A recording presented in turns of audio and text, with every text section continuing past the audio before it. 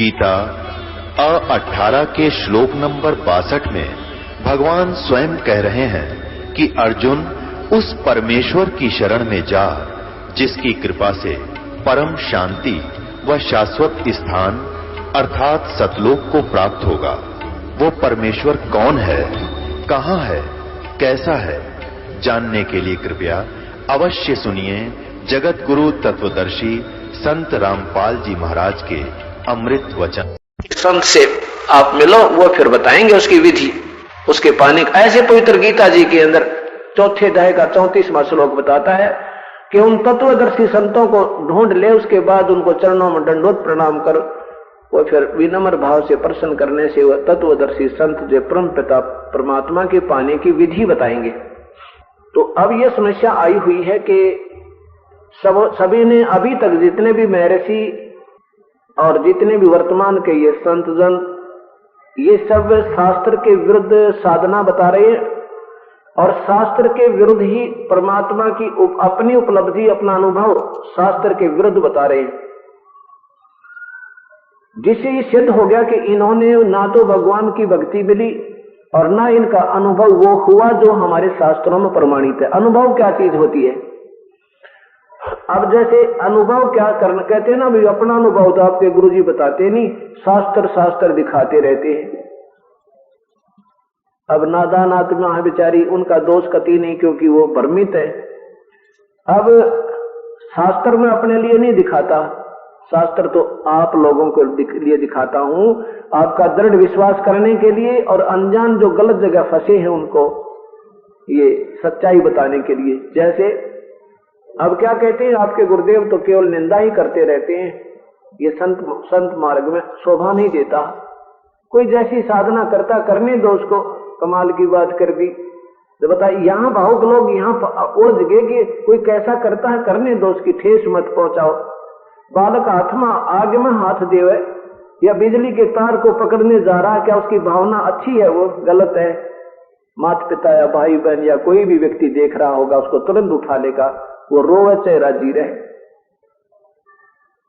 इसी प्रकार जो ये नादान संत गलत मार्गदर्शन कर रहे हैं और ये गलत रास्ते जा रहे हैं, तो हम उसको ये कह दें कि ये देखो रास्ता ये नहीं है, ये मैप आपके सामने रख दिया। अब जैसे आप कोई आए जींद से, और जींद से आए तो रास्ते में किसी जैसे मैप बना हुआ जींद टू रोहतक करोठा, तो उसमें लिखा है जींद से पहले चलोगे भाई जुलाना, जुलाने से फिर लखन माजरे रोहतक, मेन स्टेशन लिखे। पौलंगी आदि भी लिख दी, पौड़ी आ गई, बीच में गतौली आ गई, ये लिख सकते, ये सब लिखे हुए मेंशन्ड है। और आगे फिर जज्जर रोड पे करोथा आश्रम है, ये मैप है। अब इसमें कोई न्योका भी अपना अनुभव बता, तो अनुभव इतना तो हम बता सकते हैं, जैसे जींद से चले, टेलीफोन आ गया भाई कहां से पहुंच गए कि हम जुलाना पहुंच गए। अब कहां पहुंच गए भी? लखन माजरा पहुंच गए। और कोई तो वो अनुभव जो बता रहा है वो ठीक बता रहा है, फिर पूछा भी हम रोहतक पहुंच गए, तो सही अनुभव उसका, क्योंकि उस मैप के अनुसार चल रहा है। और चला जींद से और कहता मैं पहुंच गया कहां? संगरूर, तो क्या अनुभव आएगा बेवकूफ का? तो ऐसे ये अनुभव नहीं है, वो तो व्यर्थ धक्के खा रहा है इधर। जब जींद से आना करोथा है तो वो पहले लिखा हुआ है, उसके अनुसार चलना है हमने, उसमें अनुभव के बताना इससे न्यारा कोई बताता गलत है, और जो उसमें लिखा है उन स्टेशनों को बता रहा है तो ठीक है, ये अनुभव होता है अपना। अब जैसे भगवान ने जो गीता में लिखना था वो लिख रखा है, ये मैप बना दिया, इसमें मैप बना दिया कि ऐसा चलो, ऐसा मत चलो, ये रास्ता बता दिया, ये एक मार्ग बता दिया। पंथ किसे कहते हैं? मार्ग को पंथ, जैसे फलाना पंथ, राधा स्वामी पंथ, धन सदगुरु पंथ, कबीर पंथ, ये वैष्णो पंथ, ये नाथ पंथ। पंथ माने रास्ता, कि उस समुदाय में जो वे ऑफ वर्शिप है भगवान की वो कैसी है, दैट इज नोन एज पंथ। अब वो हमारी ऐसी होनी चाहिए जो हमारी पवित्र गीता में भगवान ने लिखा है कि ऐसा करो, ऐसा मत करो, ये हमारा पंथ है, भगवान के बताए अनुसार चलना बस। और जो भी उसमें लिखा है जो होना है कि वो ऐसा होगा, वो फिर ऐसा होगा, तो वो हमारे, अगर ऐसा हो रहा है तो ठीक है, इससे अलग कोई बता रहा तो गलत है, क्योंकि वो उस नक्शे पर, उस मैप के अनुसार नहीं चल रहा, उस पंथ के अनुसार नहीं चल रहा जो भगवान के पाने का पंथ है, रास्ता है, मार्ग है, पूजा की विधि है। तो ऐसे ही ब्रह्म तक की साधना का मैप तो पवित्र गीता जी और चारों वेद, पवित्र कुरान शरीफ, पवित्र बाइबल, बस। और पूर्ण ब्रह्म के पाने का, उस सत्पुरुष के पाने का, अकाल मूर्त के पाने का, वो जो मार्ग है, वो जो पंथ है, यानी जो मैप है या शास्त्र है, वो संविधान है, वो कबीर परमात्मा की वाणी। और उसी के साथ जिन्होंने उनको आंखों देखा, उस परमेश्वर सतपुरुष को सतलोक में, उस अकाल मूर्त को सतलोक में भी और काशी में भी, जैसे आदरणीय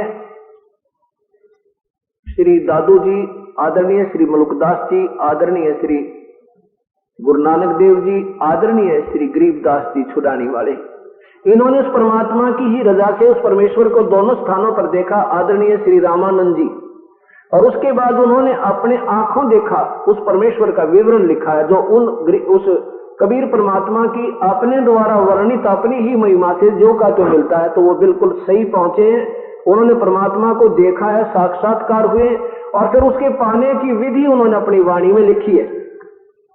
और वही ये दास आपको बताता है, 20 प्रमाण देकर के वही पूजा दास दे रहा है, वही मंत्र दास दे रहा है, वही जो कि हमारे पहले जिन महापुरुषों ने उस परमेश्वर के साक्षात दर्शन हुए, उन्होंने भी उसी मंत्र के आधार पर परमात्मा को पाया है। इसलिए ठोक कर कह रहा है दास के जो इसके अन्य जो जाप दिए जा रहे हैं और महिमा गाते हैं सतलोक और सतपुरुष की, वो आपको बहका रहे हैं, वो गलत रास्ते जा रहे हैं। अब इसको निंदा बताते हैं, कहते हो तो निंदा बहुत करें आपके गुरु जी थे। अब जैसे गवर्नमेंट ने पीछे नोट पकड़े थे नकली 500 के, और रह कर बता रहे थे टेलीविजन पे कि ये देखो नकली है, ये असली है, इसमें ये कमी है, ये ठीक है, ऐसा गलत है, तो वो नकली समझना, उसको तुरंत इतला दो हमारे को। तो बताओ, ये निंदा करती थी गवर्नमेंट, ये आपका भलाई कर रही थी, आपकी भलाई कर रही थी। और जो शराबी होगा ना, शराबी भौंक रहा काम कोई के मेरा नोट सही है, नोट सही है, फिर देखना अंदर होगा, फिर तो भी साथ में ना, नो तो गया ही गया तेरा नोट तय। तो इसी प्रकार जो ये अब दास बता रहा है कि ये है उसके खास जो पर्टिकुलर्स, ये देखो इस असली के, ये है नकली के। अब इसको निंदा माने तो वो आप बुद्धि कमजोर लगी मैंने उस नादान की, क्योंकि उसको स्वयं ज्ञान नहीं, भावुकतावश लगा हुआ है। लेकिन अब देखो, बिना गाय के दूध के गाय पर विश्वास कर ले, उसने खूब बाखर गेरा, उसने दाना भी चढ़ावा, उसका बिनौले भी डाले, तो मूर्खता की भावना है। वो तो पहले तो न्यू तो देख लिया दूध देगी कि ना देगी, और फिर वो आंख मीच का उसने कौन, ठीक है गाय का अपना जो चारा है वो डालते रहेगा जो दूध ना देती, और कदे दूध नए दूध भी ना होई हो और ना ब्यावे।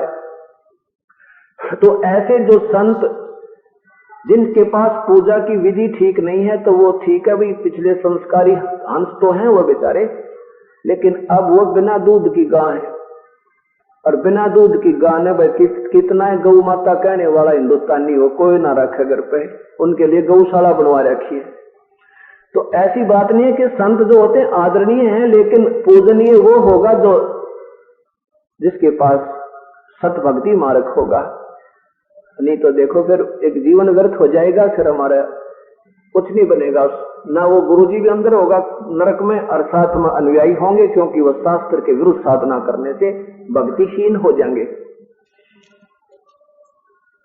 अभी तक जितने भी महापुरुषों ने जो आज तक दास के पास सबकी, ये आज के कोई भी ऐसा संत पंथ नहीं बचा दास के पास जिनकी पुस्तक ना हो, और ऐसा कोई पंथ नहीं बचा जिसके सैकड़ों और हजारों की संख्या में भक्तजन उस नामों को छोड़कर यहाँ आए हो। उन्होंने वो विधि बताई कि वो गुरुजी ऐसा देता है, राधा स्वामी वाले ये नाम देते हैं, धन सतगुरु वाले ये देते हैं, बालयोगेश्वर वाले ये देते, उनके यहाँ बहुत से साए हमारे पास, उन्होंने उनकी विधि बताई है।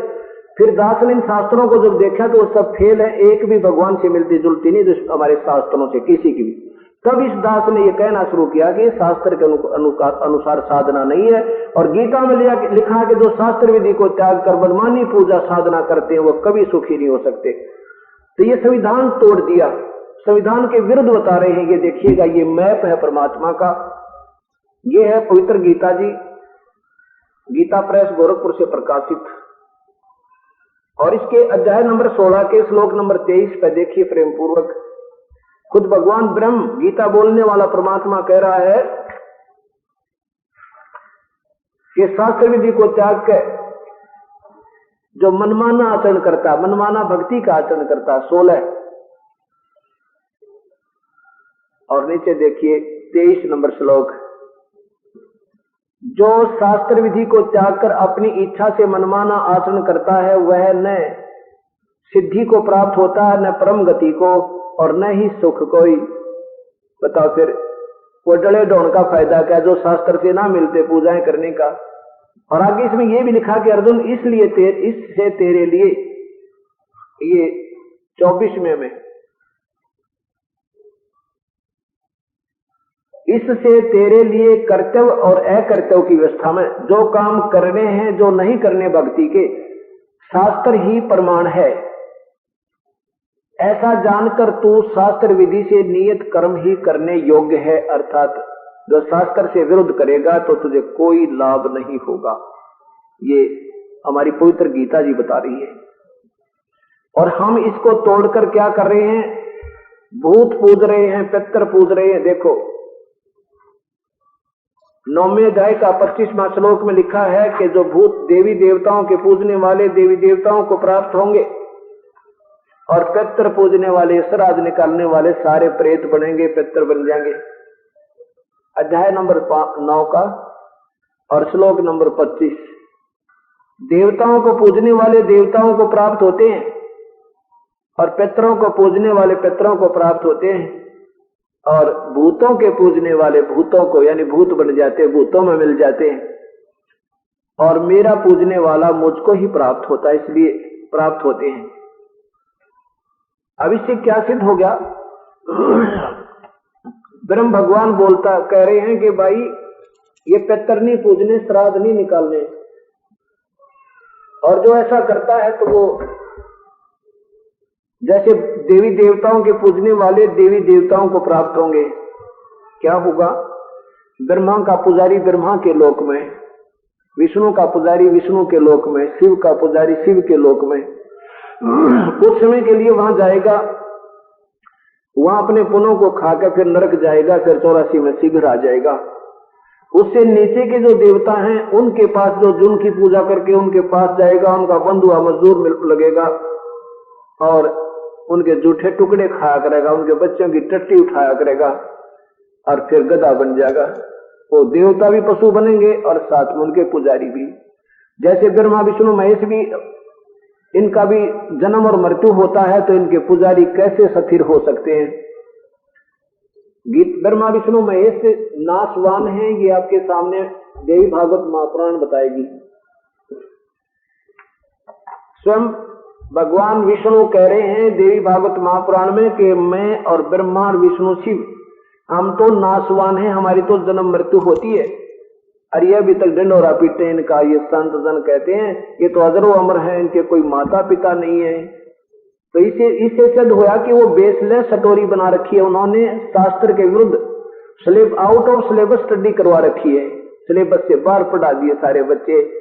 अब वो हमारे माता पिता पहले बुजुर्ग थे, बोले वाले थे, उसी परंपरा से हम चलते आ रहे हैं। वो दंत कथाएं लोकवेद बने हुए हैं, अब हमने ये सतवेद बनाना से चलना पड़ेगा, सतज्ञान से।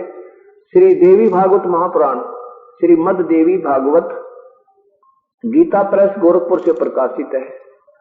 ये इनके अनुवाद करता है अंग्रेज, संस्कृत तो हिंदी, हनुमान प्रसाद पोदार सिमनलाल गोस्वामी। मुद्रक है गीता प्रेस गोरखपुर, वहीं से प्रकाशित है। और इसके तीसरे स्कंद में स्वयं भगवान विष्णु कहते हैं, देवी, ये तीसरा स्कंद, भगवान विष्णु जी बोल रहे हैं तुम शुद्ध स्वरूपा हो, ये संसार तुम्ही से उद्भासित हो रहा है। मैं ब्रह्मा और शंकर, मैं ब्रह्मा और शंकर, हम सभी तुम्हारी कृपा से विद्यमान हैं। हमारा आविर्भाव और तिरोभाव हुआ करता। आविर्भाव माने जन्म और तिरोभाव माने मृत्यु। हम तो जन्म और मृत्यु के अंदर हैं, अजरो अमर नहीं है। केवल तुम ही नित्य हो, जगत जननी हो, प्रकृति और सनातनी देवी हो। भगवान शंकर कहते हैं, ये इससे सिद्ध हो गया कि ब्रह्मा विष्णु महेश की माता दुर्गा है।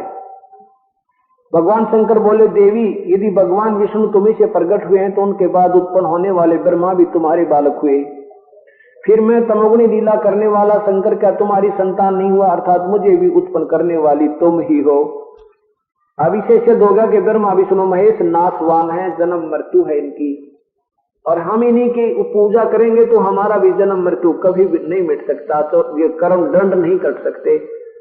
तो बता फिर इस भक्ति का हम करेंगे क्या? ये तो असंग जन्म तना भटकर बरमत हो गए, कुछ ना हाथ लगा रे, तो कुकर सुकर खरबा बोरे कौआ हंस पुकारी। अब गीता बताती है, गीता जी बता रही है कि देवताओं को पूजने वाले देवताओं को प्राप्त होंगे श्राद्ध निकालने वाले पितरों के पुजारी, पितर बन जाएंगे, क्योंकि हम हमारे जो पूर्वज पितर बने उनके श्राद्ध निकाल रहे हैं, तो वो यही पूजा करते थे जो आप कर रहे थे पहले, और यही भगवान का संविधान की अवहेलना थी, उनके ऑर्डर की, उनके आदेश की, और उसके संविधान तोड़ते हैं भगवान के वचन की जो है ना मानने से वो शास्त्र विरुद्ध साधना होगी। कानून के विरुद्ध काम किए तो उनको फिर 84 लाख जोनियों में पितर बने, फिर भूत बने, फिर भूत बने, पितर बने, या फिर 84 में चले गए, और वही पूजा हम कर रहे थे तो हम भी वही बन जाते। इसलिए गीता जी में जो लिखा है ऐसा करेंगे, मना किया है तो नहीं करेंगे, तो वो इसलिए लिखा गीता जी के 16वें अध्याय के 24वें श्लोक में कि तेरे लिए अर्जुन कौन सा काम किस प्रकार भक्ति का करना है और जो नहीं करनी है पूजाएं, वो शास्त्र प्रमाण है। क्योंकि गीता जी तो बोला जा रहा था और वेदों की तरफ संकेत था, तो वेदों में जो लिखा है वो सत्य है, उसके अन्य जो पूजाएं वो दंत कथा या लोक वेद है, वो अपने अनुभव किसी ऋषि संत का है। अब अभी तक जो संत जन क्या बताते रहे कि सतलोक, जो सतलोक की महिमा बताने वाले ये 2-2.5 पंथ हैं। एक तो राधा स्वामी आगरा से चलकर वो उसी से व्यास में ब्रांच बनी, और व्यास से फिर एक सच्चा सौदा बताते हैं सरसा में बनी, और उन्हीं से एक दिल्ली में श्री कृपाल सिंह जी महाराज के माध्यम से वही जो की तो विवरण वहां चल रहा है। अब इन्होंने क्या किया, व्यास वालों से, व्यास के डेरे से एक बलोचिस्तानी सा मस्ताना श्री संत सावन सिंह जी के शिष्य थे, और वो सिरसा में आके बेगू रोड पर अपना रहने लगे, वहां स्थान बनाया। वो 5 नाम ही देते थे, और वो 5 नाम काल के कोई भी मुक्ति का नहीं, उनमें से एक भी मुक्ति का नहीं। यही तो दास बार बार कह रहा है। क्यों कह रहा है? क्योंकि मुझे पता लग गया कि ये अनजान पड़े में, अब जिन संतों ने ये नाम जिन संतों से मिले तो उन्होंने तो कॉन्फिडेंस से लिया कि नाम सही है और उसी का प्रचार करने लगे, और जो प्रचार करते थे उनकी अपनी शब्द की कमाई जो पिछले जन्मों की थी उसको खराब खूब खंड खंड आगे किसी का लाभ हो गया, उनकी कमाई से हो गया उनको, और वो संत माइनस हो गया। इस करके फिर आने वाले उसके बाद उत्तराधिकारी ने क्या कर दिया, वो 3 नाम कर दिए, अकाल मूर्त सब स्वरूपी राम सतपुरुष। और पहले गुरुजी नाम क्या देते थे कि ज्योत रंग ओंकार रंकार ज्योत निरंजन सोहम और सतनाम, ये 5 नाम देते थे। अब ये किसी भी शास्त्र में जिसने परमात्मा देखा है उन्होंने ये 5 नाम नहीं बताए। कबीर साहब ने इनका खंडन किया कि तो एक ब्रह्मांड में 5 मंडल, और इन 5 ही 5 नाम 5 है, मुद्रा काया बीच ठिकाना। इन 5 नामों के पुजारी इस पिंड से बाहर नहीं जा सकते, एक ब्रह्मांड से बाहर नहीं जा सकते, ऐसा भगवान कबीर साहब ने बताया। वो नाम अलग है।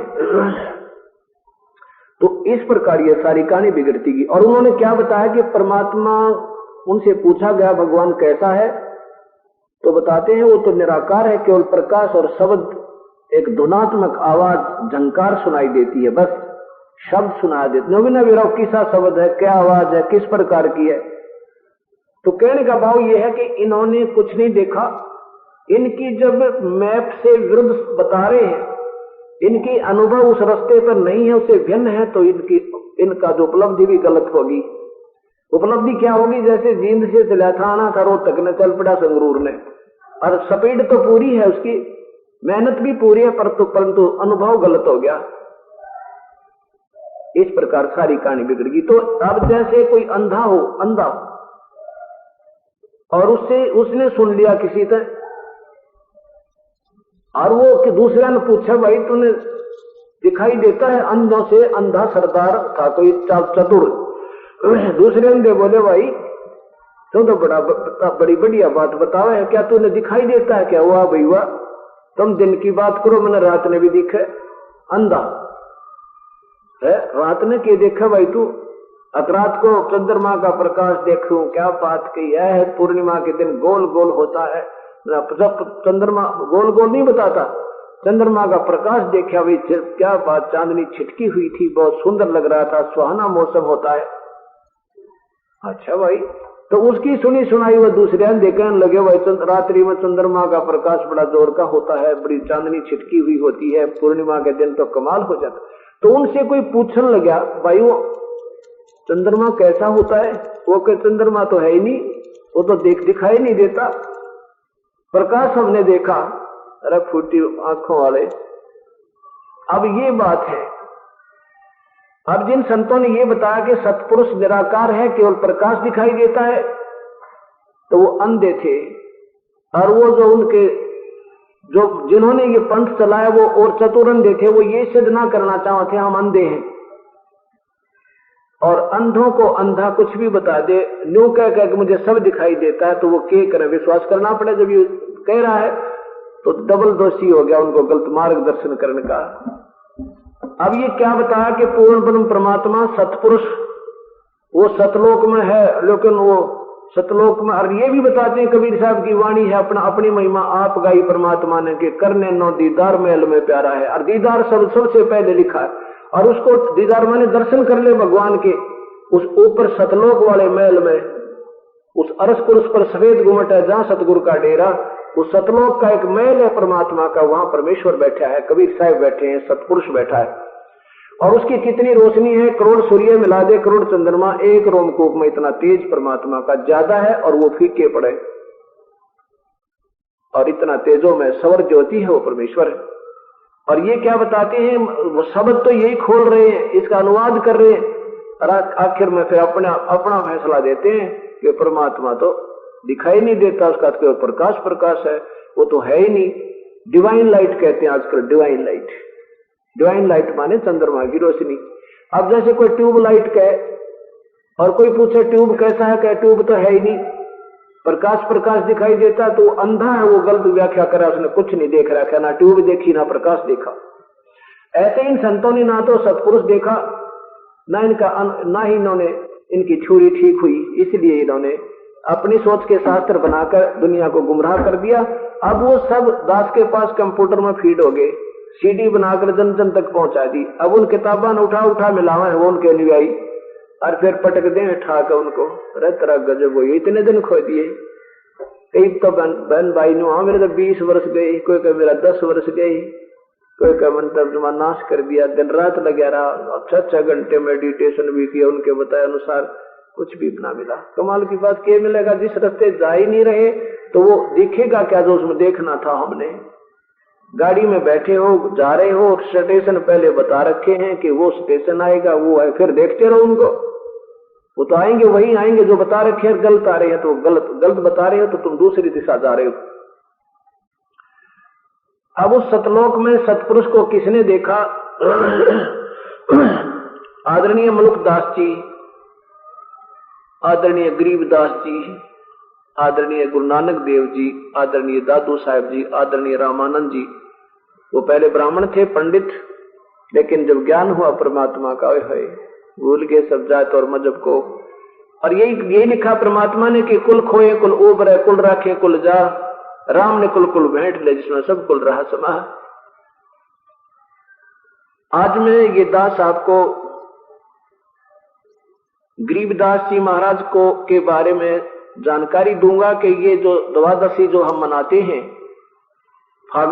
फागुन उतरते की जो द्वादशी मनाते हैं, फाल्गुन सुदी द्वादशी, हम पूर्णमासी नहीं मनाते इस महीने की द्वादशी इसलिए बनाते हैं कि वो सतपुरुष अकाल मूर्त सब स्वरूपी राम जो का त्यों सतलोक में है, वो उस वही परमात्मा मनुष्य जैसा है सतलोक में, सतपुरुष, उसका नाम कबीर देव है। वो अपने उस ओरिजिनल तेज वाले शरीर के ऊपर जो करोड़ सूर्य करोड़ चंद्रमा मिला दे इतनी रोशनी है, उसके ऊपर एक और ओवरकोट पहन के अपने उस वास्तविक तेज को छुपा के मनुष्य सदृश जो का तो यानी आम व्यक्ति जैसा ना थोड़ा तेज से उनका है, तो नूर तो बहुत जैसे थोड़ा हमारे से ज्यादा सुंदर शरीर मालिक का फिर भी नजर आता है, लेकिन वो तेज को छुपा कर आते हैं। और वो आज वो दिन है, आज वो शुभ दिन है कि परम पिता वो सतपुरुष अकाल मूर्त सर्वस्वरूपी राम, वो कबीर साहेब गरीबदास जी को आकर मिले थे। आज वो दिन मनाया जाता है बौद्ध दिवस के रूप में। परमात्मा कबीर साहब मिले थे आदरणीय गरीबदास जी को। उन्होंने फिर अपने सतलोक दिखाया था, उनको ले जाकर के वो आंखों देखा विवरण जो उन्होंने यहाँ किया, एक सद ग्रंथ बना रखा है। वो उस सद ग्रंथ के आधार पर ये दास ने फिर अपना मार्गदर्शन शुरू किया और साथ में उनके अनुसार जो बताया अनुसार वो अभ्यास किया, यानी जब जाप मंत्र किए तो वो ज्यों के तो स्टेशन आए। उसके बाद फिर परमात्मा की महिमा इस दास ने उन्हीं की रजा से फिर गानी शुरू की। अब गरीबदास जी के बारे में आपको बताएंगे, जानकारी देंगे। गरीबदास जी इसी करौथा गांव के, उनके जो माता पिता थे करौथा गांव के थे। उनका शुभ नाम श्री बलराम जी धनखड़, बलराम जी नाम था उनका, गरीबदास जी के पूज्य पिताजी का। और उनकी शादी कहाँ हुई थी? छुडानी में। एक छुडानी गांव है, झज्जर जिला में आ गया वो।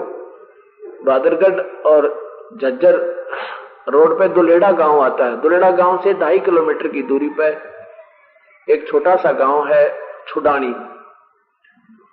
तो वहां बलराम जी का ब्याह हुआ था। श्री बलराम जी के कोई साला नहीं था और गरीबदास जी की माता जी श्री माता जी का नाम श्रीमती रानी देवी था। वो छुडानी की लड़की थी और उसके कोई भाई नहीं था, तो उनके पिताजी का नाम था, उनके पिताजी ने इसको श्री बलराम जी को अपने घर जमाई के रूप में रख लिया था। और ये बलराम जी वहां रहने लगे थे। तो उसके बाद 10-12 वर्ष के बाद गरीबदास जी का जन्म छुडानी में हुआ था। फिर भी उनका क्योंकि 1-2 पीढ़ी तक तो अपने भाईचारे में ही ज्यादा संपर्क रहता है, उनका मूल लगाव यही करौथा गांव से ही रहा करता था। कहने का भाव मेरा ये है कि जब गरीबदास जी 10 वर्ष के हुए तो अपने नाना जी के खेतों में गायें चरा रहे थे। नाना जी के कहो चाहे उन्हीं के हो गए, फिर तो वो वहां रहने लगे थे। गरीबदास जी का आविर्भाव विक्रमी संवत सन 1774 अर्थात सन 1717 में हुआ और 10 वर्ष के हुए जब सन 1727 में यही फागुन सुदी द्वादशी गरीबदास जी 10 वर्ष के बालक और गौवे चराते हुए अपने नाना जी के खेतों में छुडानी से कबलाना की तरफ एक रास्ता जाता था, कच्चा, अब भी जाता है। और वहां कबलाना वाले गांव की सीमा के ऊपर और छुडानी के खेतों में गायें चरा रहे थे। बिल्कुल लास्ट है, वहां पर 1-2 किला आगे ही गांव कबलाना गांव की जो है सीमा आ जाती है, 2-3 किले आगे, यानी ज्यादा से ज्यादा 700-800 फुट के बाद। तो वहां एक, क्योंकि उस साइड में पहले ये जान भी ज्यादा होती थी जाति, वहां एक जाति का पेड़ था, उसके नीचे ये 5-7 जैसे पाली साथ और भी ग्वाले गए थे, वो बैठे थे और गाय कुछ बैठी थी, कुछ कर रही थी। ये खाना खुना खा रही थी जैसे आजकल के दिन जो है थोड़ी सी देश लिए थोड़ी सी शायरी को आने लग जाती है। तो उन्होंने खाना खा लिया था, इतने में वो परमात्मा कबीर साहेब पूर्ण ब्रह्म सतपुरुष अकाल मूर्त अपने सतलोक से आए, क्योंकि वो सन 1518 में सहशरीर चले गए थे। अपने जो के तो सहशरीर एक जिंदा महात्मा का रूप बनाकर, मुसलमानों में जिंदा होते हैं जैसे एक काला सा टोप, ऊपर छोटा ये टोप होता है चोटे वाला, जो लंबा है छोटा ने गोल गोल बनाकर लंबी सी ऊपर नोक सी होया करे, और एक ओवरकोट पूरा का पूरा एक का कपड़े का बना हुआ एक काला सा चोगा पहनते, ओवरकोट पहनते। वहां आकर के उसने कहा राम राम कहा उनसे, बच्चों से जो पाली थे, परमात्मा ने आकर राम राम कहा। तो सभी बच्चों पालियों ने, कुछ तो बच्चे थे, कुछ बूढ़े बुजुर्ग यानी बड़ी उम्र के भी थे, कोई 30 का, कोई 40 का, कोई 20 का, कोई 25 का। सबसे छोटी की आयु के गरीबदास जी थे 10 वर्ष के बच्चे। तो सभी ने राम राम का उत्तर दिया और कहा कि रोटी खाओ महात्मा जी, खाना खाओगे? तो वो कहने लगे भाई खाना तो मैं खा के आया हूं। कौन से गांव के हो तुम?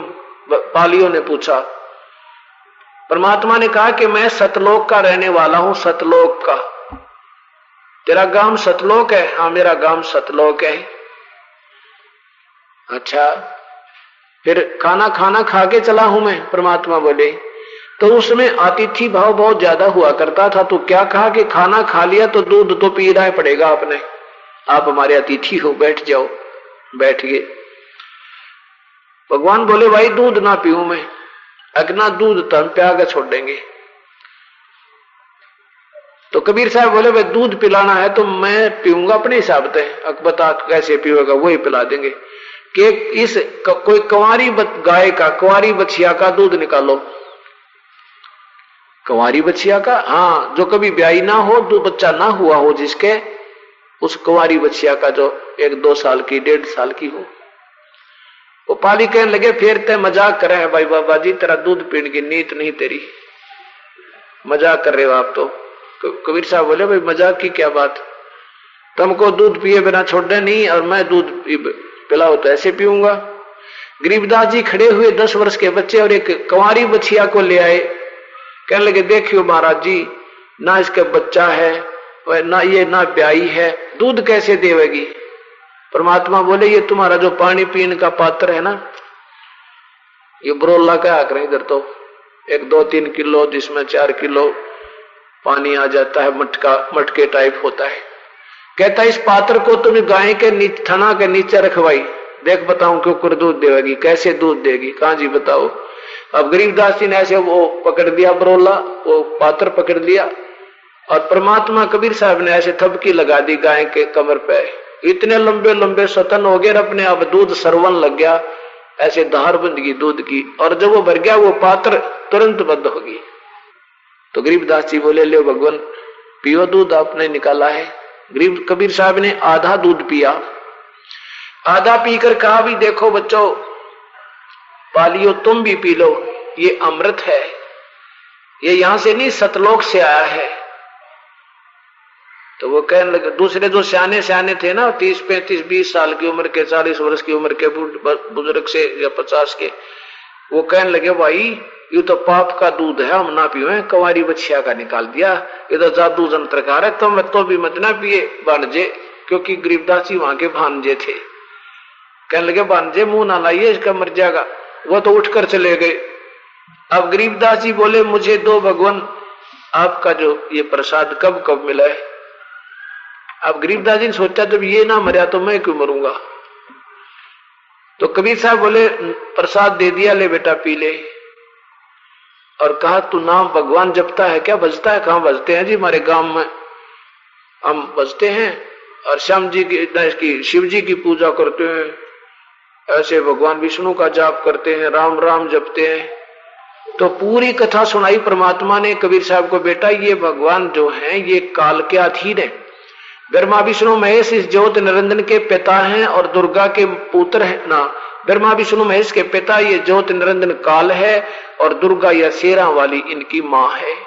और भाई इसको शराब लगा है, इस ब्रह्मा विष्णु में इसके पिता को 1 लाख जीव यो रोज खाता है, और तुम पहले हमारे पास थे सतलोक में बेटा, वहां जन्म मृत्यु नहीं होती, ना कोई कोर्ड था, ना कष्ट था, ना टांग टूटा, ना कोई आंख फूटा, कुछ भी नहीं हुआ करता, और ना तुम्हारी मृत्यु होती थी। तुम मेरे पास वहां सतलोक में रहा करते, तुम हमारे वहां उस सतलोक में जहां से मैं आया हूं, बहुत बढ़िया गांव है हमारा, यहाँ तो बेटा 2 दिन का जीवन है, ना जाने कब मर जाओगे तुम।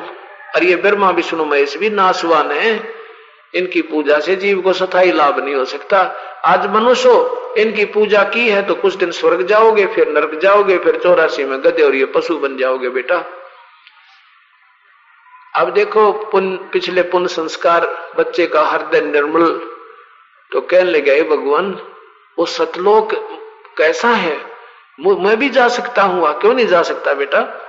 अब जैसे काल की भक्ति करोगे, गीता में लिखा कि ब्रह्म कहता है मेरी भक्ति करोगे तो मुझे प्राप्त होगे, यानी मेरे ब्रह्म लोक में आ जाओगे, और ब्रह्मा विष्णु ये नीचे के देवताओं की पूजा करोगे दिन के लोकों में चले जाओगे।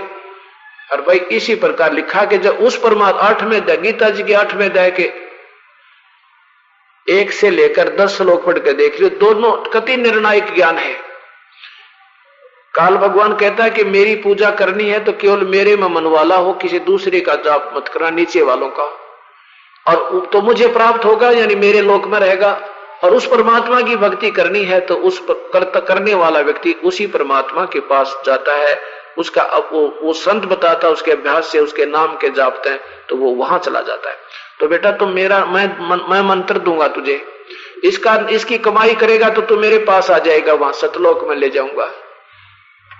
तन्यो बोला बाबा महाराज जी वो कैसा है सतलोक में, दिखा दोगे एक में। आए तो इसी उद्देश्य थे क्योंकि वो पुण्य आत्मा थी, उनकी प्यारी आत्मा, और उसको तो ले जाना था सतलोक में। और ये भी मालूम था कि एक ने देख लिया तो हजारों का बेटा भर देगा, एक ने देख लिया तो हजारों को विश्वास हो जाएगा, जैसे ही हमारा पिताजी और कहीं जावे और आके हमें बताओ तो हमें उनकी बातों पर अविश्वास नहीं हो सकता, चाहे कुछ भी कोई कुछ भी कहो नहीं हो सकता, जो पिताजी गलत बताए नहीं सकते। तो ऐसे गरीबदास जी ने जो परमात्मा को देखा फिर उन्होंने वर्णन कर दिया, तो इस दास ने ये मान लिया कि हमारे ये पिताजी थे, क्योंकि ये मैं धोखा नहीं दे सकते, इनको के लालच था झूठ बोलने का। 2500 बीघे के मालिक थे जो कि आज 1300 किले बने, 1350 किले। अगर कोई कबीसर हो मेरे जैसा मांगलियां खानिया होता तो इन्होंने भी सोचा झूठ बोल गया होगा अपनी रोटी रोजी के लिए, वो भी समस्या नहीं थी सामने। तो इन बातों से दृढ़ विश्वास हुआ, फिर दृढ़ निश्चय के साथ उस परमेश्वर के ऊपर आश्रित हुए हैं दास, और उसका ये परिणाम ये निकला कि ये सत्य सामने आ गया। तो गरीबदास जी को कबीर परमात्मा कहने लगे बेटा तू नाम ले पहले, अगर दे दो भगवान। प्रथम मंत्र देकर अपना हंस बनाया, अपने हंस को लेकर के फिर चले ऊपर सतलोक को। ब्रह्मा का लोक दिखा, विष्णु का लोक, शिव का लोक, इनकी कमाई करने वाले इनके लोक में आते हैं। कॉमन जो दान पुण्य करते हैं थोड़े से पुण्य बन जाते हैं, ये कॉमन स्वर्ग बना हुआ है, स्वर्ग में जाते हैं बेटा। यहाँ कुछ दिन के बाद फिर साथ ही नरक है उसके, वहां पर इधर तो स्वर्ग वाले खाना खा रहे हैं, भंडारे चल रहे हैं, और बिल्कुल बीच में पारदर्शक दीवार है जैसे शीशा होता है, और उनके कोड़ा तक सिर काटे जा रहे हैं। हे परमात्मा, वो स्वर्ग वाले की बंदी तरह गजब हुई, उनको कहते हैं वहां उनको भी चैन नहीं है, बस आंख मीच के दूर निकल जाओ तो दूसरी बात है, नहीं तो इधर तो स्वर्ग में ठाठ हो रहे हैं, बिल्कुल सामने नरक में जो कत्लेआम हो रहा है, वहां हाहाकार मची, नरक में ठोक रखे। तो बेटा ये वो तुम्हारा स्वर्ग है। फिर पाताल लोक फलाने सारे लोग दिखा के पर ब्रह्म के लोक 21वां ब्रह्मांड दिखा काल का कि ये बैठा यहाँ पर, ये तुम जिसको निराकार बताते हो। अब उस काल के सिर पे पैर रख के, क्योंकि परमात्मा ये ऐसे स्थान पर बैठा है काल भगवान 21वें ब्रह्मांड में कि जहां से परब्रह्म और सतलोक के जाने का रास्ता है, ये चौकस रहता है कि एक जीव भी नहीं निकल जाए, तेरे जाड़ मत है। लेकिन परमात्मा कबीर साहब के सच्चे नाम के आधार पर उसके वश की बात नहीं, उसका सिर नीचा हो जाता है, ऐसे झुक जाता है। कबीर परमात्मा ने उसके सिर पर पैर रखा, गरीबदास जी ने उसके सिर पर पैर रखा, काल ने ऐसे सिर झुका दिया और सतलोक वाले रास्ते से पार होकर निकल गए। वहां सतलोक में क्या देखा कि परमात्मा ने ये सत्य करने के लिए कि मैं वास्तव में परमात्मा हूं, पूर्ण ब्रह्म हूं, सतपुरुष हूं, तो अपना दूसरा रूप सिद्धि से ओरिजिनल स्वरूप जो तख्त के ऊपर था वहां प्रकट कर दिया, वहां पहुंचने से पहले ही। ये परमात्मा जो चाहे कर सकता है, जितने चाहे रूप बना सकता है। तो वहां देखा सतपुरुष ने, गरीबदास जी ने देखा कि तख्त के ऊपर एक सुंदर स्टेज पर परमात्मा विराजमान है और चारों तरफ उसका बहुत सुंदर बना हुआ एक बहुत सुंदर गुम्बज टाइप सा तेज पुंज का महल बना है मालिक का। उसके बिल्कुल बीच में मालिक का तख्त लगा है। तो कबीर साहब जिंदा वाला महात्मा के रूप में जो नीचे से गरीबदास जी के साथ गए थे, तो वहां पहुंचे और चवर उठाकर उस पूर्ण परमात्मा सतपुरुष अकाल मूर्त के ऊपर ऐसे चवर करने लगे। गरीबदास जी ने सोचा कि यो भगवान है जो बैठा तख्त पे, और ये महाराज जी जो है ना कबीर कहते थे मेरा नाम कबीर है, ये कबीर तो जो है यहाँ रहने वाला होगा। और हमने वो बताने गया। इतने में क्या हुआ कि वो ओरिजिनल शरीर खड़ा हुआ और नीचे से जिंदा वाला शरीर तख्त पर बैठ गया भगवान वाले स्थान पर, और स्वयं चौर करने लग गया वो तेजो में शरीर, जिसके करोड़ सूर्य करोड़ चंद्रमा मिला दे तो भी एक रोमकूप की रोशनी तेज पड़े। अब गरीबदास जी सोच ही रहे हैं कि भाई भगवान कौन सा इनमें, अब ये भगवान दिखा था, ये इसके ऊपर सेवा करने लग गया। इतने में वो शरीर तेजो में शरीर उस जिंदा वाले कबीर परमात्मा वाले शरीर में समा गया। चवर स्वयं घूम रहा ऊपर ऑटोमेटिक।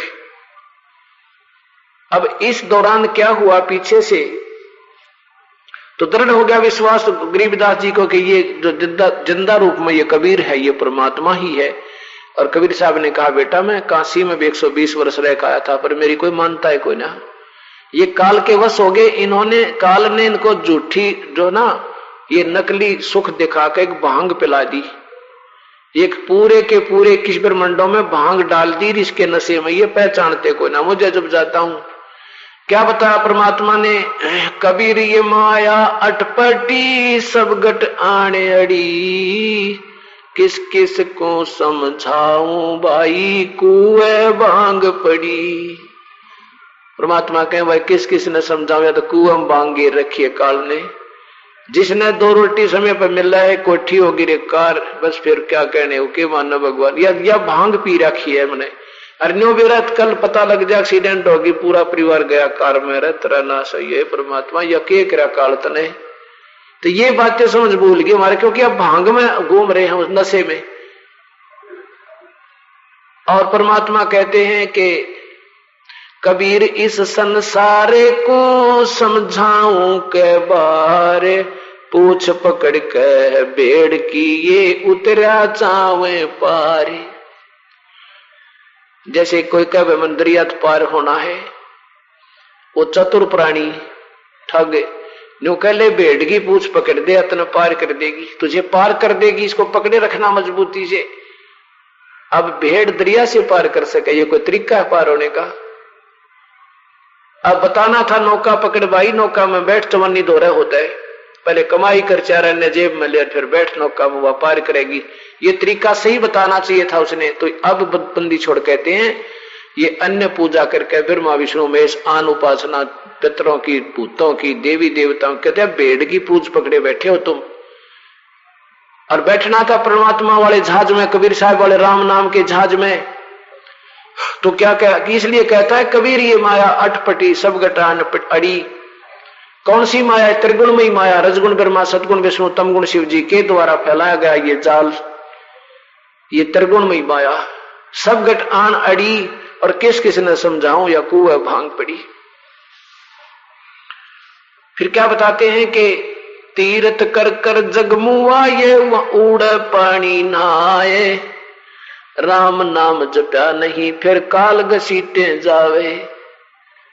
ये धर्म धक्के दे दिए नादानों ने इन प्यारी आत्माओं को, कोई का तीर्थ पर जाओ, को गंगा का स्नान कर लो, जबकि भगवान श्री कृष्ण ने स्वयं कहा था यादव को कि तुम्हारे ऊपर दुर्वासा का श्राप प्रभावी हो रहा है और तुम जमुना में स्नान कर लो, तुम्हारा श्राप कट जाएगा।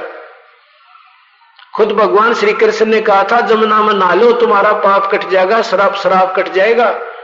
और सब नर यादव 56 करोड़ यादव केवल नर नवजात शिशु को भी ले गए, कहीं इसके ऊपर श्राप ना रह जाए, जमुना में नवा लिया।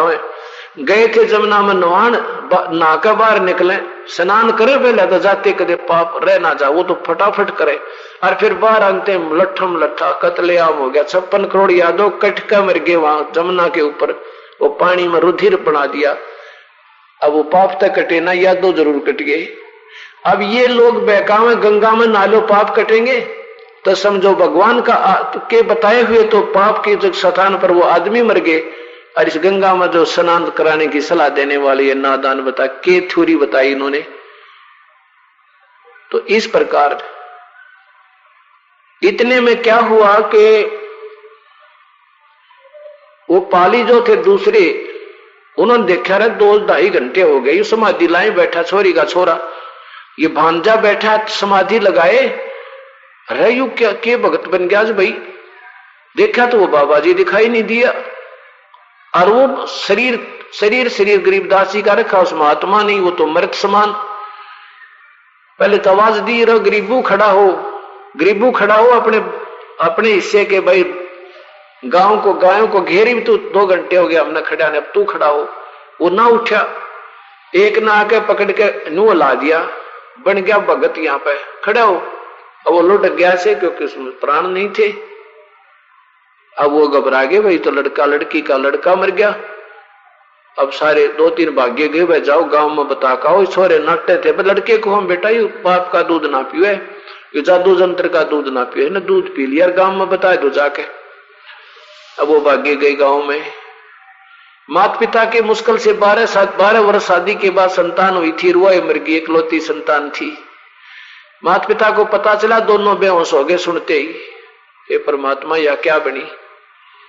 गांव के लोग इकट्ठे हुए, भाग लिए उस लड़के की तरफ।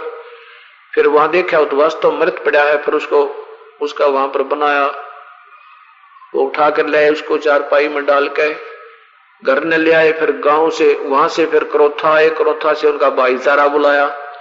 कहने का भाव इसमें रात के काफी समय, यानी ये सुबह 10 बजे की बात, शाम के 8 बज गए, काफी समय लग गया, यानी 10-12 घंटे, 10 घंटे लगे, 8-9 घंटे। तो इतने में वो घर वहां से उठा कर उनके शव को फूकने की तैयारी करने लग रहे। शमशान घाट पर रख दिया गरीबदास जी का शव, चता के ऊपर रख दिया। इतने में परमात्मा ने उस आत्मा को वापस भेज दिया। पूर्ण ब्रह्म कबीर साहब सतपुरुष ने, जा बेटा वो तेरे को उस कवर ने खराब कर देंगे, शीघ्र जा। 1 सेकंड में परमात्मा ने वो बच्चे की आत्मा उसको वापस भेज दी, और सारा शरीर ऐसे हिलने लगा, और सारी जो ऊपर का लकड़ी भी डाल दी थी, बिल्कुल लास्ट पॉइंट आ गया था, वो सब लकड़ियां गिर गई। अपने आप ऊपर के बांध रखे थे वो बंधन टूट गए, और खड़ा होकर वो परमात्मा की प्यारी आत्मा परमात्मा तुल हुए गरीबदास जी ने। फिर ये वाणी बोलना शुरू कर दिया। पर पटन पर लोक है जहां अदली सतगुर सारे, भक्ति हेत से उतरे है पाया हम दीदारी। जम जो राजा से डरे ये मिटे कर्म के लेख, अदली अदल कबीर हैं ये कुल के सतगुरु एक। तो इस तरह की वाणी बोलनी शुरू कर दी। अब ना दुनिया तो ना किसी बाप ते, ना भाई ते, ना बाण ते, वो बात नहीं कर रहे, केवल वो बात याद आओ देख कित फंस गया हमा करे। हमारा लोक तो वास्तविक वो सतलोक है। अभी भी अगर किसी की को जरा सी झलक हो जाए ना, फिर कुछ भी अच्छा ना लगा अपने यहाँ पे। तो ऐसे वो फिर बोलने लगे। चल गांव वालों ने सोचा भाई जादू जंत्र का दूध पी लिया, छोरा बावला हो गया, छोरी का लड़का जो था बावला हो गया, किसी तो बात नहीं करे, के बात करे नकली आदमिया तो बता। उसने कुछ भी नजर ना हो, या खोखा दिखे ऊपर कवर जूठा, तो ना तो माँ अच्छी लागे, ना बाप, ना पिता, ना माता, केवल वो सतलोक दिखाई दे, वो निशानी उसकी हटी नहीं मालिक की चरणों से। ये परमात्मा दे कित फंस गया आके, के बनती हमारे संग में, सब दुख दिखा लिया भगवान ऊपर तय। अब गांव वाले बोले भाई छोरा होता गया बावड़ा, पर कोई बात ना, लड़की इसका सारा दिन तोड़ लेगी अपना, और देगा भगवान इतना, या इसका सारा अपना टाइम पास कर लेगी, इसकी आत्मा ना दुखेगी, बावड़ा है तो बावड़ा पड़ा रहेगा। अब इस प्रकार क्या हुआ, जब हो गए ना 2-3 वर्ष, 2-3 वर्ष के बाद एक दादू पंथ का महात्मा गोपाल दास लाला जी था, यानी वो भी अपना भक्ति भाव में लगा हुआ था, तो उस गोपाल दास नाम था उनका, दादू साहिब की परंपरा से। और दादू साहिब को भी कबीर साहब मिले थे, दादू जी को भी कबीर साहब मिले थे जब वो 7 वर्ष के थे। ऐसे बनी में खेल रहे थे, वहां बूढ़ा बाबा यानी उसी जिंदा महात्मा के रूप में कबीर साहब पहुंचे थे। उनको काफी कथा सुनाई, परमात्मा की महिमा सुनाई, बड़ा खुश हुआ। तो कहने लगा बाबा मुझे भी दिखा दे अपना लोक। अगले बेटा पहले उपदेश ले, जल पी मेरा। अपने करमंडल से पान के पत्ते पे पानी जैसे कटोरी में हम देते हैं आपको, तो वहां और कोई उसके उपलब्ध नहीं थी, पान के पत्ते पे और वो जल पिला दिया रख के। अगले बेटा जल पी और साथ में नाम मैं बताता हूं ऐसे कर। तो 3 दिन और 3 रात तक बेहोश रहा वो दादू जी का शरीर, और आत्मा को परमात्मा ऐसे ऊपर ले गए कबीर साहब। तीसरे दिन उसको सचखंड सतलोक सब दिखाकर छोड़ दिया। तो उन्होंने भी अपने परमात्मा की आंखों देखा महिमा, फिर गानी शुरू की। तो उस दादू साहब फिर उसके बाद अपने कबीर परमात्मा की आंखों देखी महिमा गाया करते थे। क्या बताते थे? जो जो शरण कबीर की तिरगे अंत अपारे, दादो गुण के ता कहूं भाई कहते न आवे पारे। कबीर परमात्मा की के महिमा गाऊं, कहता गुण नहीं गा सकते। दादू जी कहते जिन मुझको निज नाम दिया सोए सतगुरु हमारे, दादू दूसरा कोई नहीं ये कबीर सिरजन आरे। कबीर करता आप है दूजा ना कोई, दादो पूर्ण जगत को ये भक्ति दरडावे सोए। सब कहते सारे संसार में अगर भक्ति है तो कबीर परमात्मा आप ही आकर बताते। और ये वेद प्रमाण देते हैं, श्याम वेद, अथर्ववेद, ऋग्वेद और यजुर्वेद, इन सब में यही परमात्मा का महिमा है कि वो परमात्मा कबीर है, उसका नाम आप ही आकर अपने सत्ज्ञान को वर्णन करता है, दूसरा नहीं बता सकता। ठेका पूरा हो जब सबको तो जय शरीर, दादू काल चंपे नहीं जपे जो नाम कबीरी। कबीर साहब दादू जी कहते हैं एक दिन तो शरीर सबका छूटेगा, क्योंकि शरीर पूरा होगा, जो समय पूरा होगा। लेकिन जिन्होंने परमात्मा कबीर साहब का उपदेश सतमार्ग सत ढंग से लिया हुआ है, उनको काल निकट नहीं आएगा। यम के दूत नहीं लेकर जाएंगे उस प्राणी को, परमात्मा के स्वयं आएगा और गुरु के रूप में आएगा और जहाज में बैठा कर आपको ले जाएगा। कोई भी कारण बतावे बनावे, जैसे गाड़ी में बैठा ले या कोई किसी चीज पे, ऐसा लगेगा जैसे सत्संग में जा रहे हैं और 2 मिनट में सतलोक में पाएंगे, 2 सेकंड में। आदमी की आयु घटे तब यम घेरे आए, सुमरण किया कबीर का दादू लिया बचाए। अब ये बहुत लंबी कहानी है, क्योंकि अभी थोड़ा सा समय कम है, बताना चाहता हूं। तो कहते वो जो गोपाल दास जी था वो आ गया बुजुर्ग सा। गांव वालों ने पूछा, पता लगा भी कोई महात्मा है किसी के घर में, संत है। तो किसी ने बता दिया जी एक बहुत अच्छा संत आया है और संतों की विद्या संत ही काट सके। लड़के के ऊपर जो जादू दत्तर हो रहा है उसके बारे में दिखा लो उसको। तो उसका नाना जी, गरीबदास जी के नाना जी 5-4 और कुनबे के व्यक्ति इकट्ठे होकर लेकर गए उस गरीबदास जी 10 वर्ष के बाद 13 वर्ष के बच्चे को, और कहा कि बाबा जी ऐसे ऐसे 12 लड़के को किसी संत ने पता नहीं कि जादू जंत्र का कुंवारी बच्ची का दूध काट के पिला दिया, और संतों की विद्या ने संत ही कर सके। ठीक, आप कुछ दया करो मेरे बच्चे पे, इसकी माँ बहुत दुखी हो रही है बेचारी, ये तो पागल हो गया। कहती ना मेरा के बांटे सारे दिन, इसका बिरडुआ फूट गई। अब नो ना मेरा ना दानो जोरी बिना लाल न परखे कौन। वो बोला अमर वाणी जो सतलोक की, और वह समझ नहीं सके तो उसने बावड़िया कहने लगे, पागल कहने लगे, भगवान की महिमा गावे, जन जन को बतावे। तो दादू पंथी वो गोपाल दास बोला, भाई आजा बेटा बैठ जा। हो जाएगा ठीक भाई, ना क्यों। तो दादू पंथी गोपाल दास ने पूछा गरीबदास जी से कि बेटा वो कौन था जो तुझे तेरी जिंदगी बर्बाद कर गया। तो गरीबदास जी बोले जिंदगी बर्बाद नहीं लाला जी, मैं तो आबाद कर दिया। क्या बताया? हम सुल्तानी नानक तारे दादू को उपदेश दिया, जात जुलाहा भेद न पाया, वो काशी माहे कबीर हुआ। न बोले कि मैं हम यानी हम सभी, मैं और साथ में कौन, सुल्तान अधम मुसलमान घर में जन्म था, एक इब्राहिम सुल्तान अधम नाम का राजा था। हम सुल्तानी नानक गुरु नानक देव जी जो सिख धर्म देश से बना है, हम सुल्तानी नानक तारे और उसी ने दादू को उपदेश दिया, वो जात जुल्हा भेद नहीं पाया, काशी माए कबीर हुआ। वो भगवान मिला था मुझे जो काशी में रहकर चला गया 120 वर्ष। और फिर क्या बताया कि दादू को भी कबीर साहब मिले थे आकर के, दादू को सतगुरु मिले दे पान की पीक, बूढ़ा बाबा जिसे कहे वो दादू की नहीं सीख।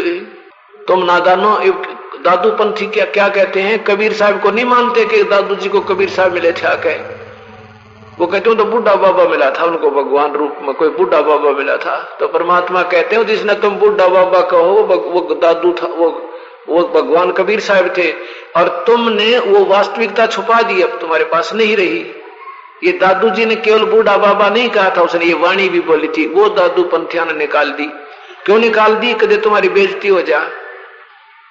तारे दादू जी का गुरु कबीर दानक जुलाहा था, ऐ थारा गजब भैया।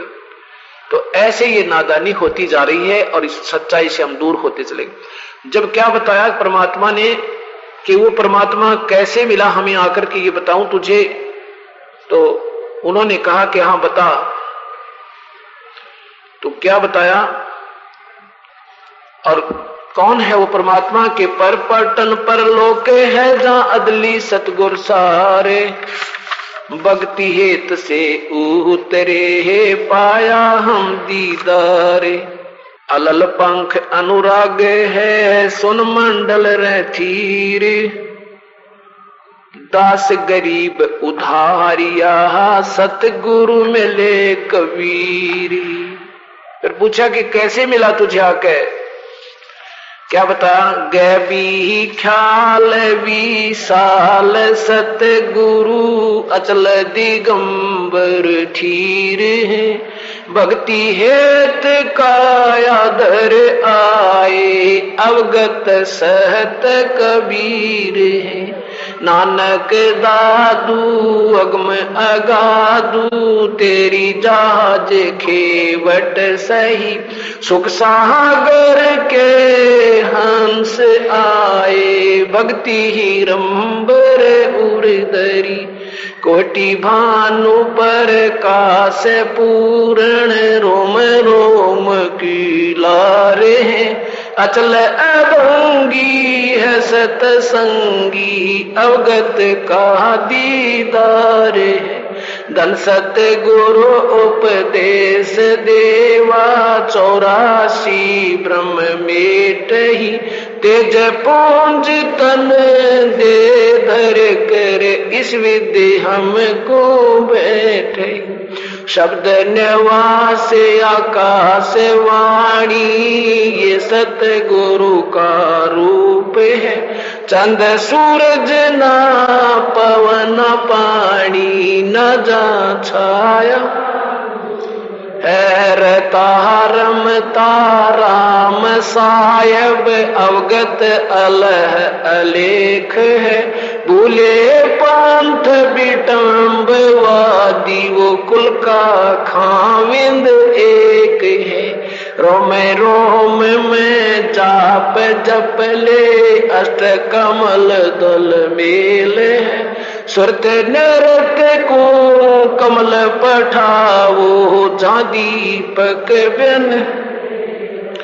हरदम खोज है नोज हाजर त्रिवेणी के तीर है, दास गरीब तबीब सतगुरु बंदी छोड़ कबीर, हरदम खोज है नोज हाजर त्रिवेणी के तीर, दास गरीब तबीब सतगुरु बंदी छोड़ कबीर।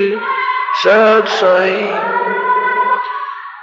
अब क्या बता कि वो परमात्मा तेज पुंज तंदे धर के इस विधम को बैठ ही, तेज पुंज का शरीर जो का तो उस दे हमारे जैसा देह बना के, वैसे तो उनका नूरी शरीर है लेकिन हमें ऐसा दिखाता है जैसे स्थूल शरीर, जैसे स्थूल शरीर है उनका, लेकिन ये 5 तत्वों से बना हुआ नहीं है। असनाविरम अकायम है वो। असनाविरम माने स्नायु से रहित, स्नायु माने नाड़ियां, नाड़ी आदि के जोड़ जुगड़ से बना हुआ उनका शरीर नहीं है। उनका तो भद्रावस्था, भद्रावस्था माने तेज पुंज का शरीर है। और ये परमात्मा तो आंखों देखा, गरीबदास जी कहते हैं